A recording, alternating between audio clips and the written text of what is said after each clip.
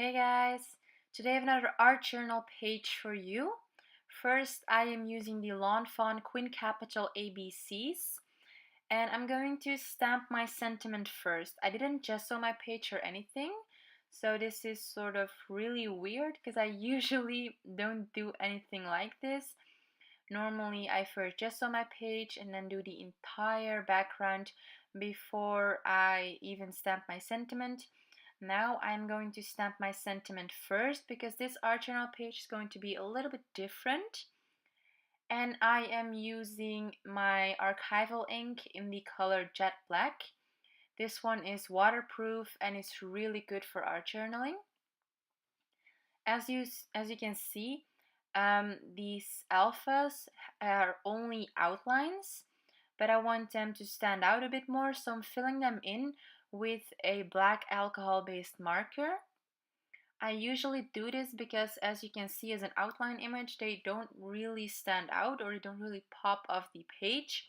But when you fill them in, they really pop and your eye immediately goes to that. And that's what I want. This is not my complete sentiment, of course. This is just the sort of most important word out of these sentiments. So that's why I used those alphas to stamp that word, because they are quite big. I'm going to use some smaller ones for the rest. So I'm stamping now the rest of the sentiment, also using my archival ink Jet Black. And the sentiment is the man on top of the mountain didn't fall there. So that's what I'm stamping here. And these alphas are a bit smaller, and so that it doesn't fill up the entire page. And as you can see, I stamped my entire sentiment at the top of my page, because at the bottom I'm going to add the rest. So because the sentiment is about a mountain, I'm going to draw a mountain. I'm doing this using some pastels. You cannot do this with cheap pastels. You do actually need good quality and expensive crayons for this, because if you have really cheap ones, they have an entire different formula than the more expensive ones, and they don't blend that well. You can't really smear them out. They're not as smooth. So I'm just adding a bunch of color here. First some rounds, and then I'm using some tools that I made myself. It's just a clothespin with then a cotton ball at the top and then wrapped around some fun foam. I made one for each color. Well, not for each color of the crayon, but for, like, for example, brown, black, light blue, dark blue, pink, and all those things. As you can see it at the bottom, that's what it looks like. And I'm using some baby oil. I just have that little thing which has a little piece of felt in it soaked with baby oil, so that I don't put it in baby oil like in the liquid, but so that I don't have too much on my little tool. And now I'm also going to sketch in the rocks basically at the mountain. And now I'm using some gray to do that.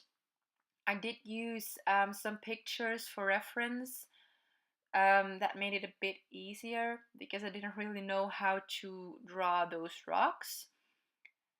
And as you can see, I left a little space in between. I'm going to do a little sort of river or ocean there, but I'm first doing the rocks.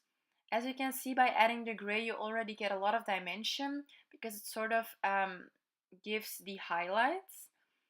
I will also be using my white crayon to add some more highlights at certain places. And I kind of like the way that this gray gave a lot of dimension to my rocks. So I didn't want to blend it out too much. I am going to go over it, as you can see here, but I'm going over it very lightly and just over the lines, not over the entire piece, to make sure that it doesn't really smear. but that it still stays all, yeah, it all stays there. And I was sort of doubting whether I would do some green on the rocks, but then I chose not to do it.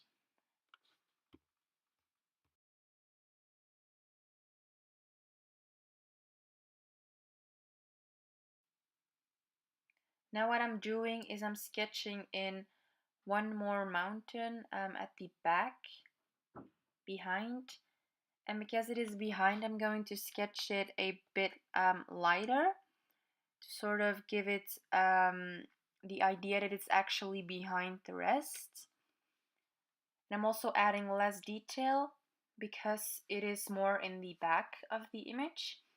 And then I'm going to add in my little ocean or a river.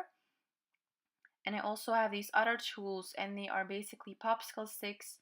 And I added sort of an teardrop shape out of fun foam to them, which makes it easier to blend into small spaces.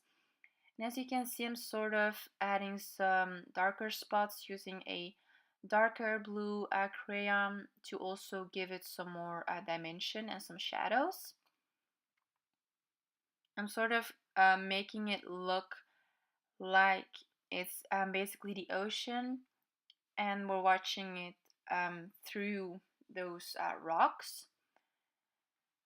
I did want to add a little bit of detail to those to the mountain in the back, so I did add a bit of brown and gray to it to also give it a bit of dimension. Then because I couldn't reach into the spine of my book, I just scribbled some of the crayon on a piece of clear plastic, and then I took it with my little tool and then smeared it in the crease.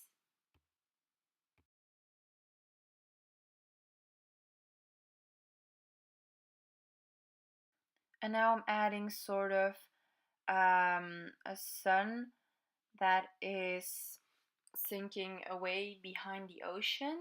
So I went in first with some yellow, and then I'm adding some orange around it. Then I will go to a little bit of red. But I also took a picture for reference, and then I saw that it didn't really go to red, but it actually went to sort of a brown and then went to blue. So yeah, that's what I'm gonna do here. It's sort of, so I first added some red on the sides, and then I'm going to add in some more brown and gray shades that then is going and those are then going to sort of be the transition from the actual sun to the sky. I didn't really like the way it was so brown, so I added in a bit more gray and some more pink, and then I just started with my blue. So I'm just putting the blue on the entire background, and as you can see, this is the reason why I stamped my sentiment in the beginning. I first, of course, did some tests because I wanted to know whether the pastels were opaque or transparent. They are super transparent. It didn't cover up my sentiment. So that's why I stamped it before, because I was afraid that the ink wouldn't really grab onto that waxy surface if I would have already put down my pastels before I would have stamped the sentiment, because those pastels make your surface pretty waxy. So I was afraid that it wasn't going to stamp anymore. I'm also adding in some more dark blue at the top, so further away from the sun it's of course darker. So I'm also adding it to the right. And I wanted to add in some clouds, but that was a huge mistake because it didn't really blend in actually. The only thing it did is the white is a little bit opaque and it did cover up a bit of my sentiment, which I kind of don't like.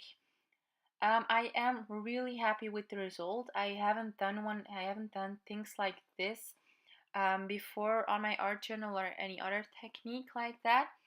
I really, really liked it. So I hope you liked it too. And this was my art journal page. Thank you guys for watching. Bye.